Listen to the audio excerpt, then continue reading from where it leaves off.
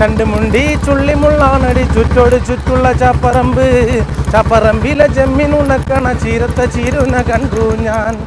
ആയ കാലത്തും ആവാത്ത കാലത്തും ചാലക്കുടിക്കാരൻ ഞാൻ ആണ്ടി. ചാഞ്ഞു കുത്തി ചരിച്ചിട്ട് കുത്തിട്ടും ചത്തില്ല ചാലക്കുടിക്കാരെ. പിച്ചളക്കി ഞാൻ ഉന്നം പിടിച്ചാലും ചെമ്പൊന്നുറപ്പിച്ചു വെട്ടോടി. പണ്ടത്തെ കാലല്ല ചിരുപഴമാങ്ങ പോലും പുളിക്കണമെന്ന്. ആയ കാലത്തും ആവാത്ത കാലത്തും ചാലക്കുടിക്കാരൻ ഞാൻ ആണ്ടി. ചാഞ്ഞു കുത്തി ചരിച്ചിട്ട് കുത്തിട്ടും ചത്തില്ല ചാലക്കുടിക്കാരെ. പിച്ചളക്കി ഞാൻ ഉന്നം പിടിച്ചാലും ചെമ്പൊന്നുറപ്പിച്ചു വെട്ടോടി. നാലുനാട് നഗരവും കണ്ടൊരു ചാലക്കുടിക്കാരൻ ഞാൻ ആണ്ടി. 6-ാം തമ്പുരാനിലെ ലാലേട്ടൻ്റെ കൂടെ അഭിനയിച്ച ആ വേഷം എന്താ എനിക്ക് ഇങ്ങനെ തലയ്ക്ക് അസുഖമില്ല നിങ്ങൾക്ക് തോന്നുന്നുണ്ടോ ആ പറയുന്നുണ്ട്. എന്നാൽ തെറ്റുപറ്റി അങ്ങനെയൊന്നും ഇല്ലേ, ലേശുണ്ട്, ഒരു സേർട്ട് തരാമോ എന്നിട്ട് പറയുന്നത്. ഇത് കക്കൂസയിലാവാൻ പ്രയോഗം. അതിനാണ് നല്ല വേഷം, ഒരു തമ്പുരാൻകുട്ടിയുടെ വേഷമാണ്. അതിൽ പുഴയിൽ ഭാരതപ്പുഴയിൽ വെള്ളത്തിൽ നിന്ന് മുങ്ങണൊരു പൊന്തി വരുന്ന സീനുണ്ട്. ആ സീനിൽ സായി സാറ് പറഞ്ഞു, എടാ താഴെ മോനെ താഴെ മുങ്ങി വരണം, താഴേന്ന് വരണം എന്ന് പറഞ്ഞു. അങ്ങനെ ഞാൻ നോക്കിയാൽ മുങ്ങി കിടക്കാൻ വെള്ളമില്ല. എന്നിട്ട് ഞാൻ തന്നെ മണ്ണുകൊണ്ട് കുഴി കുത്തി താഴെ ഇറങ്ങിയിരുന്നിട്ട് അവിടെ നിന്ന് പൊന്തി വരുന്നൊരു സീനുണ്ട്. 6-ാം തമ്പുരാനിലെ സീൻ ഉഗ്രൻ സീൻ തന്നെയാണ്. നമുക്ക് ആ പ്രയോഗം അങ്ങോട്ട് പ്രയോഗിച്ചാലോ. കണ്ട ഷൈസാറിൻ്റെ പടം എന്ന് പറഞ്ഞാൽ അങ്ങനെയാണ്, ഒരു ഫുട്ബോൾ കളി പോലെയാണ്. വയ്ക്കുക, അടിക്കുക, ഗോളാക്കുക. നല്ല ഫാസ്റ്റ് ആയിരിക്കും, ടേക്കിങ്സ് ഒക്കെ ഭയങ്കര സൂപ്പറായിരിക്കും. ഇപ്പോൾ തന്നെ ഞാൻ അടുത്ത് റെഡ് ചില്ലി കണ്ടിട്ട് കിടുങ്ങി പോയി. അതിൽ ഓരോ ഷോട്ടുകളും കാര്യങ്ങളൊക്കെ കണ്ടിട്ട് അന്തം വിട്ടുപോയി. ഇംഗ്ലീഷ് പടം എടുത്ത് വെച്ചിരിക്കുന്ന മാതിരി എടുത്തേക്കണം. അപ്പോൾ ഷൈസാറിൻ്റെ അങ്ങനെ കുറേ പടങ്ങളിൽ അഭിനയിക്കാനുള്ള ചാൻസ് എനിക്ക് കിട്ടിയിട്ടുണ്ട്. അതിൽ ഒരു പടമാണ് നാട്ടുരാജാവ്. നാട്ടുരാജാവിലെ സീൻ മാർക്കറ്റിൽ ഭരതൻ എന്നാണ് എൻ്റെ ചേട്ടൻ്റെ പേര്, ഭരതൻ എന്നാണ് പറഞ്ഞത്. എൻ്റെ പേരാണ് ചേട്ടൻ്റെ പേരാണ്, കീരിക്കടൻ ജോസാണ് അല്ലേ, നരസിംഹമാണല്ലോ, സോറി. അത് നരസിംഹത്തിലാണ്. നാട്ടുരാജാവിൽ നല്ല സീനാണ്.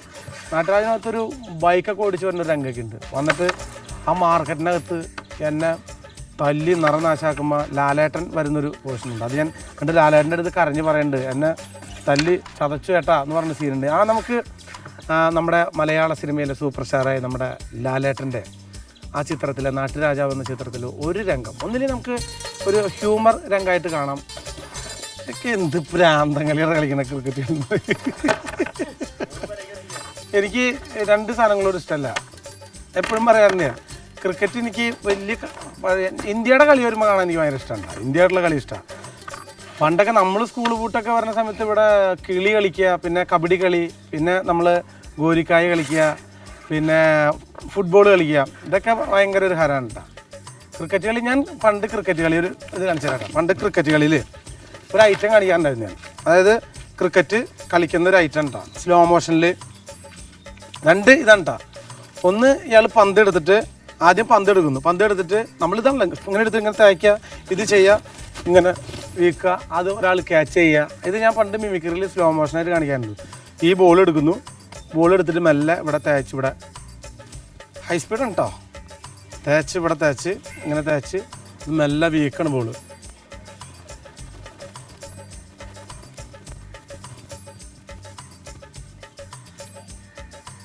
വീക്കുമ്പോൾ ഇത് ക്യാച്ച് പിടിക്കാനൊരാൾ,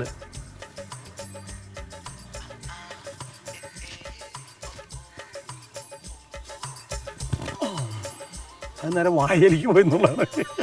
അതുകൊണ്ട് തന്നെ എനിക്ക് ഈ ക്രിക്കറ്റ് കളിയെ കുറിച്ചിട്ട് ഭയങ്കര വലിയ തലക്കങ്ങനെ കൊണ്ടില്ലേ വലിയ വശമില്ല. അപ്പോൾ ഫുട്ബോൾ നമുക്ക് ഭയങ്കര ഇഷ്ടമാണ്. സ്പോർട്സിൽ ഒട്ടുമിക്ക ആൾക്കാർ ചോദിക്കും, മണിച്ചേട്ടാ അത് എങ്ങനെ സിനിമയിൽ ഇത്ര പെട്ടെന്ന് ഇങ്ങനെയൊക്കെ വന്നതെന്ന് ചോദിക്കാറുണ്ട്. അപ്പോൾ അതിന് ഞാൻ മറുപടി പറയാറുണ്ട്.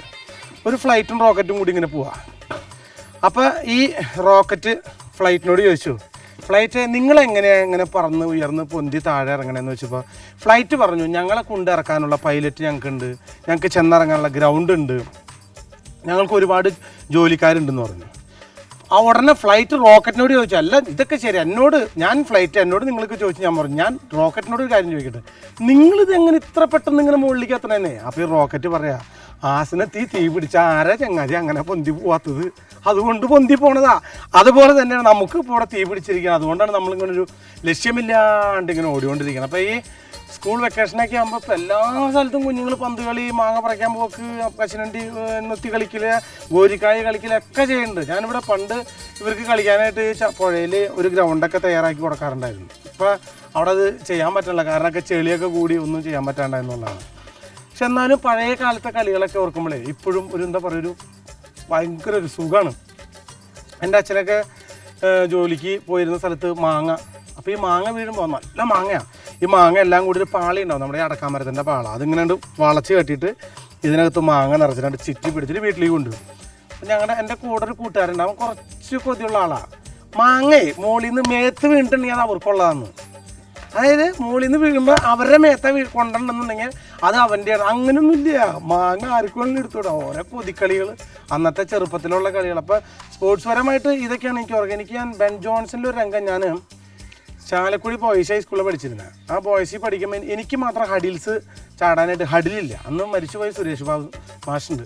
ആ മാഷിൻ്റെ അടുത്ത് പറഞ്ഞിട്ട് ചാലക്കുടി ബോയ്സ് ഹൈസ്കൂളിലെ വേസ്റ്റായിട്ട് കിടക്കുന്ന ബെഞ്ചിൻ്റെ അടിവശം, ആ അടിവശം ഞാൻ തന്നെ മുറിച്ചെടുത്ത് ചാലക്കുടി കാർമൽ സ്കൂളിൽ പോയിട്ട് അവിടുത്തെ ഒറിജിനൽ ഹഡിലിൻ്റെ അളവ് എടുത്തിട്ട് വെള്ളയും കറുപ്പും പെയിൻറ്റ് ചെയ്ത് ഞാൻ സ്ക്രൂ ഒക്കെ ചെയ്തിട്ട് 2 ഹഡിലുണ്ടാക്കി പ്രാക്ടീസ് ചെയ്തിട്ടാണ് സ്റ്റേറ്റ് വരെ ഞാൻ പോയത്. എന്നാൽ എൻ്റെ കൂടെ ഞങ്ങൾ മത്സരിക്കാൻ ചാലക്കുടിയിൽ രാജേന്ദ്രൻ എന്ന് പറഞ്ഞ ഒരുത്തനുണ്ടായിരുന്നു. അങ്ങനെ മത്സരിക്കാൻ പോയി സ്റ്റേറ്റിൽ പോയി.